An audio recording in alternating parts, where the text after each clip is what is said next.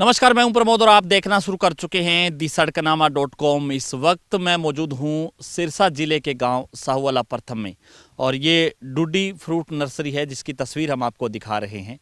जैसा कि आप सब लोग जानते हैं कि किसान है वो लगातार कर्जदार हो रहे हैं और किसान है क्योंकि कॉटन की फसल है। इस बार किस तरह से कॉटन ने धोखा दिया, गुलाबी सुंडी से पूरी तरह से फसलें बर्बाद हो गई और किसान है वो हाहाकार मचा हुआ है। अब हम आपको ये जो स्टोरी दिखाने जा रहे हैं ये किसानों के लिए बेहद ज़रूरी है।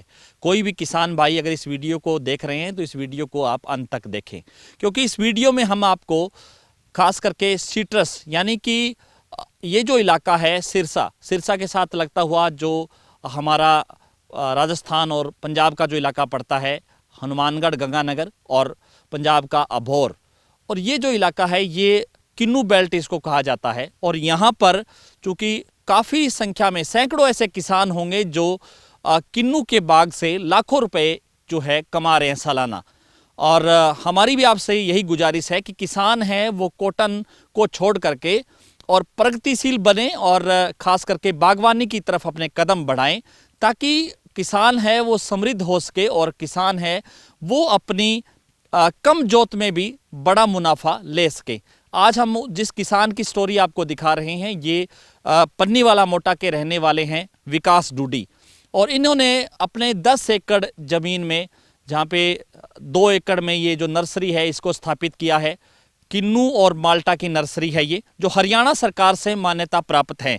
और यहाँ से किसान है वो पौधे लेकर के जाते हैं और इन पौधों से किसान है वो बागवानी के जो कदम है वो आगे बढ़ा रहे हैं।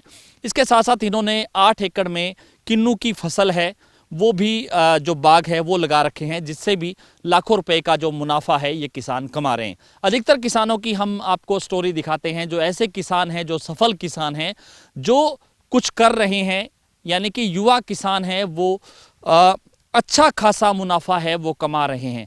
अब हम आपको इनकी नर्सरी है उसकी तस्वीर दिखा रहा हूँ और किस तरह से पूरी सुनियोजित तरीके से इस नर्सरी को तैयार किया हुआ है। और हरियाणा सरकार ने, क्योंकि पहला ही साल है और वन स्टार नर्सरी है ये, और इसमें माल्टा, रेड माल्टा है उसकी पूरी तरह से जो ये कहूँगा कि पौध है वो तैयार है। जो किसान है वो यहाँ से ले जा सकते हैं पौध। इसके साथ साथ जो किन्नू है, अब किन्नू में जो पीयू की वैरायटी है उसने किसानों के 4 चांद लगा दिए हैं। पंजाब यूनिवर्सिटी की वैरायटी है सीडलेस किन्नू, क्योंकि किन्नू जब भी हम खाते हैं तो उसमें बीज जो है वो किन्नू का पूरा टेस्ट ही बिगाड़ देते हैं। किन्नू का जो रस होता है या उसका जूस होता है तो उसमें एक निमोटीन नामक एक पदार्थ होता है जो बीज में, जो उस रस को कड़वा कर देता है। अब सीडलेस किन्नू अपने आप में एक क्रांति है, खास करके सीट्रस के मामले में। और सीडलेस किन्नू की भी पौध मैं आपको दिखाऊंगा कि किस तरह से यहाँ पर करीब 35,000 से ज़्यादा पौधे हैं वो तैयार है। सीडलेस किन्नू है ये सारा, जो अब इन दिनों किसान हैं वो लगा रहे हैं और किसान इसका यहाँ से ले जा करके और अपने बागवानी की तरफ है वो कदम बढ़ा रहे हैं, क्योंकि कभी ना कभी हमें इस तरफ लौटना ही पड़ेगा। क्योंकि जिस तरह से फसलें बर्बाद हो रही हैं, हम हर रोज़ बीमा कंपनियों के दफ्तरों के आगे धरना दे रहे हैं, प्रदर्शन कर रहे हैं, क्योंकि ये ज़रूरत ही किसान को क्यों पड़े कि हम बीमा कंपनियों के ऑफिसों के आगे धरना लगाएं, प्रदर्शन करें, क्योंकि मुनाफा ही इतना ज़्यादा, हम इस तरह की खेती करें ताकि इन चीज़ों से बच सके और किसान हैं वो कर सकते हैं। हमारे साथ जो किसान है विकास डूडी, हम उनसे चर्चा करेंगे और फिर उसके बारे में हम जो है लगातार बताते रहेंगे। इनके किन्नू के बाग है वो भी हम आपको दिखाएंगे। सर पहले तो बहुत बहुत स्वागत आपका। नमस्कार सर जी, प्रमोद जी, सड़कनामा का डूडी फ्रूट नर्सरी पे पहुंचने के लिए धन्यवाद जी सर। धन्यवाद। तो क्या कुछ कहना चाहेंगे सर, पहले ही साल में आपने अच्छा खासा जो है इस नर्सरी को मेंटेन किया, कितने पौधे यहाँ पे तैयार हैं, किसान हैं वो किस तरफ जो है अब आगे बढ़ रहे हैं? सर जो पिछले 4-5 सालों से कॉटन का जो हाल है जमींदारी में, उसको देखते हुए मैंने पहले बाग लगाया था। बाग के साथ साथ फिर नर्सरियाँ आती थी बाहर से, वो अपने एरिया में सूटेबल नहीं थे पौधे, वो नई नई वैरायटियाँ, उसके फिर मैंने सोचा भी उससे कुछ हटके किया जाए। हटके चक्कर में फिर मैंने नर्सरी स्टार्ट की है। नर्सरी में अपने बढ़िया सीडलेस किन्नू तैयार कर रहे हैं अभी, जो आने वाले टाइम में किसानों को सही से लाइन पे ले आए, ना कि अपने को कॉटन वाले साइड में चले, उसके लिए मैंने लगभग 30 से 40 हज़ार पौधे तैयार कर रहा हूँ मैं। सीडलेस के हाँ जी सर। उसके बाद रेड माल्टा तैयार कर रहे हैं जी। जी। हाँ। यानी कि जो सिट्रस में ये रेड माल्टा का क्या स्कोप है, किसानों को क्या कहना चाहेंगे? रेड माल्टा का स्कोप भी अच्छा है सर, कॉटन से तो बहुत अच्छा है। जी। सीट्रस में कोई भी वैरायटी पे जाओ, चाहे सीडलेस किन्नू है, रेड माल्टा है, अर्ली गोल्ड माल्टा है, वो सब कुछ बढ़िया है कॉटन से तो। यानी पैदावार की हम बात करें तो एक पौधे पे 1 एकड़ में, पहले तो हमारे किसान भाइयों को आप ये बताएं जो वीडियो देख रहे हैं कि 1 एकड़ में कितने पौधे हैं वो लगते हैं, और एक पौधे पर कितना उत्पादन है वो किसान ले सकते हैं?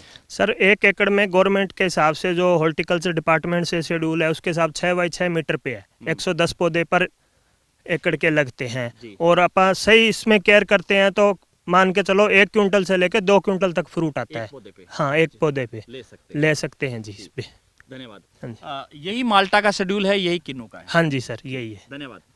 तो बहुत ही जो है बेहतर तरीके से जानकारी किसान भाई ने दी, और हम आपको ये भी बता देते हैं इसके साथ साथ जो किसान है वो बाग तो लगा लेते हैं, लेकिन उसके बाद उसको सिंचाई का जो शेड्यूल है वो क्या रहता है, वो अपने आप में एक बड़ा इम्पोर्टेंट ये सवाल है, और ये पहलू भी है क्योंकि ज़्यादातर किसान हैं वो जो है ड्रिप इरिगेशन ना करके खुला पानी लगाते हैं। खुले पानी लगाने से क्या है कि पौधे की जो जड़ है वो दूसरे पौधों से टकरा जाती है, बहुत ज़्यादा फैल जाती है, यानी कि जो न्यूट्रिशन उसको मिलना चाहिए पौधे को, जो पोषक तत्व पौधे को मिलने चाहिए, वो मिट्टी को मिल जाते हैं, पूरी ज़मीन को मिल जाते हैं, जड़ों में जो चीज़ें चली जाती हैं जिससे पौधा है वो फ्रूटिंग नहीं लेता है। तो इसमें सर ड्रिप इरिगेशन भी एक बड़ा पॉइंट है। जी सर, आज के टाइम में अपने पूरे हरियाणा में जी। ड्रिप सिस्टम है जिसको हम हरियाणा सरकार MI के तौर पे अपने को दे रही है स्कीमें। बहुत बढ़िया स्कीम है क्योंकि आने वाला टाइम है वो पानी की कमी चल रही है अपने, चाहे फ्लड इन एयर की करो, बरसात का करो, इसलिए अपने को ड्रिप सिस्टम करना ही पड़ेगा। ड्रिप सिस्टम से अपना आना ही पड़ेगा। हाँ, ड्रिप पे आना ही पड़ेगा। ड्रिप पे आने के लिए अपने को शुरू में नया शेड्यूल है, जिस टाइम आप प्लांटेशन करते हैं बाग लगाने के, उस टाइम ड्रिपिंग होगी, ड्रिप लगा के फिर प्लांट लगाएं। अपनी जो नर्सरी है वो भी सारी ड्रिप पे है। अच्छा, पूरी ड्रिप पे एक एक पॉलीथीन है जी। अलग से पानी मिलता है, अलग से उसमें दवाई मिलती है, तो इससे ना एक पौधा बीमार नहीं है, खाद है वो भी प्रॉपर तरीके से मिल पाता है। खाद पानी, इसके बाद कोई भी अपने को कोई दवाई देना है वो सारा प्रॉपर तरीके से पर प्लांट मिलता है। हाँ जी। तो इसी तरह से कोई भी पौधा है वो बीमार नहीं होगा, जड़ता नहीं है। जी जी सर। इसके साथ साथ सर एक बड़ी जानकारी, क्योंकि यहाँ से जितने पौधे हैं, तो अगर कोई और किसान भाई जो वीडियो देख रहे हैं वो ये पौधा लेना चाहे तो किस तरह की व्यवस्था है? आप भिजवाते हैं या वो लेके आए यहाँ पे आए, क्या जो बाग लगाना वो अब जमींदार के हिसाब से है सर कि जो किसान चाहता है अभी मेरे खेत में प्लांटेशन करो तो हम वहाँ पे जाके भी प्लांटेशन करके आते हैं, और जो किसान आके खुद लेके जाना चाहता है तो लेके जाते हैं। उसके साथ हम बिल देते हैं प्रॉपर, NHB का 1 स्टार नर्सरी है अपनी, उस बिल से हॉर्टिकल्चर डिपार्टमेंट किसान को बहुत बढ़िया सहायता दे रहा है मौके। अच्छा, उसी तरह से। हाँ, उस तो ये पौधे हैं जो किसान जो लगाना चाहे उसके पास भी आप भेज सकते हैं? हाँ जी, भेज सकते हैं जी। जी तो सर विकास जी, अगर आपकी जो है मैं प्रॉपर पारिवारिक परिस्थिति की बात करूं तो एक तरह से ये पुरानी जो परिपाटी होती थी कि हम गेहूं की फसल लगा रहे हैं, नरमा की फसल है, हम कॉटन लगा रहे हैं, या कोई और फसल लगा रहे हैं, ग्वार बीज रहे हैं, सरसों बीज रहे हैं, उससे इस फसल में ये जो बागवानी है इसमें कितना का अंतर मानते हैं उत्पादन के हिसाब से, या कैसे? सर उत्पादन कॉटन से गेहूं से अच्छा है। कॉटन और गेहूं दोनों अपने पीढ़ी दर पीढ़ी चलती आ रही है, 10-20 पीढ़ियों से चलता आ रहा है, और वो वहीं का वहीं है किसान, उसमें कुछ फर्क नहीं है।